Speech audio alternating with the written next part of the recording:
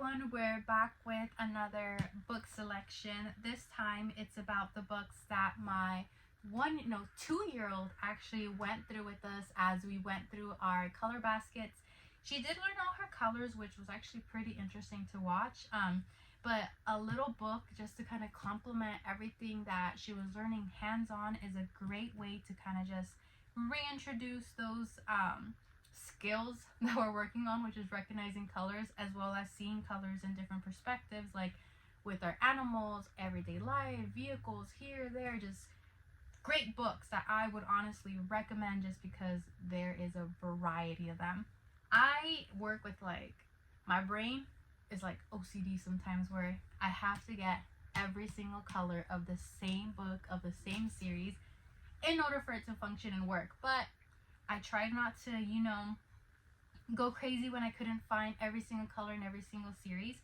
But I did find most of them, and I think I have 2 or 3 different series of books in here that kind of have every color between red to white. I couldn't really find any that have pink, which is pretty weird, at least physical copies. I found like online versions, but I didn't want to check it out online. I wanted like a physical hands-on book, and as well as I think gray. I couldn't find no books about gray.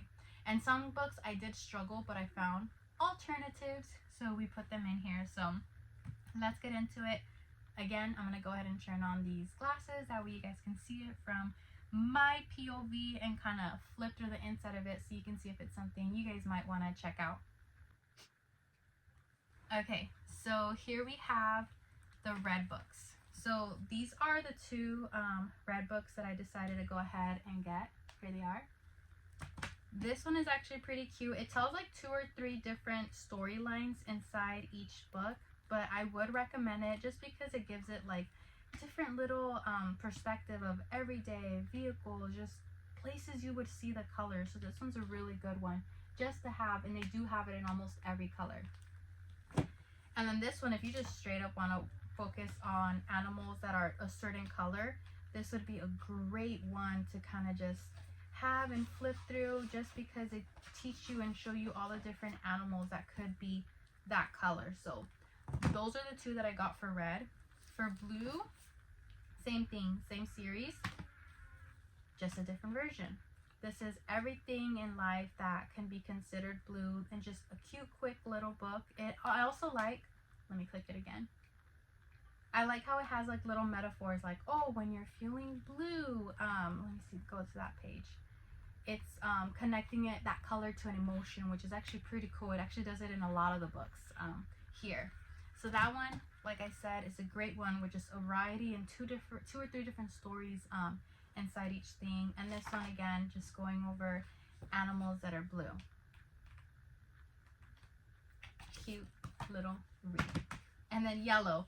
I couldn't find another book about the yellow animals, at least not a physical copy, so I just went ahead and stuck to this one. But like I said, so far these have been giving lots and lots of different examples for each color, and it's a good enough read where it's not too long, but it'll keep like the kids entertained. And if you want to skip through some words, you can. Like, there's extra fluff to kind of describe each page. I just read what I need to, depending on what mood they're in.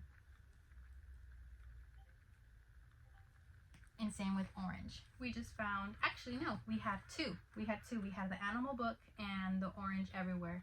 So these are right here.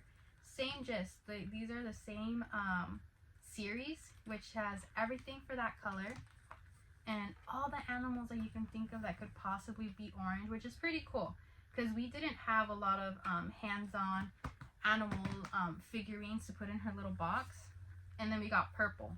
Just this one of the purple, different things, plants, starfish, stuff like that, people, outfits, just cute little series. And like I said, they had that one in almost all the colors. For animals and green everywhere, they had almost everything at the library. So I was just in love with it. It was definitely a cute find. Like I said, my brain works really weird. I have to have the same copy for everything to work. If not, like, my brain backfires, but super cute. Okay, now this is where we get to the part where I couldn't find brown everywhere or brown animals, but I did find like brown bats.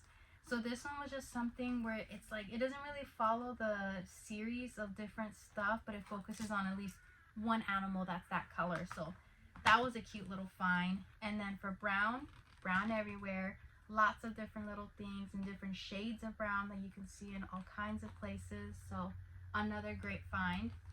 And then this one as well, black everywhere, talks about the animals and different foods and different paintings and just things that you can see out there everywhere in the world that's that color. Okay, so out of all the books, this one was actually the one that had 3 different varieties.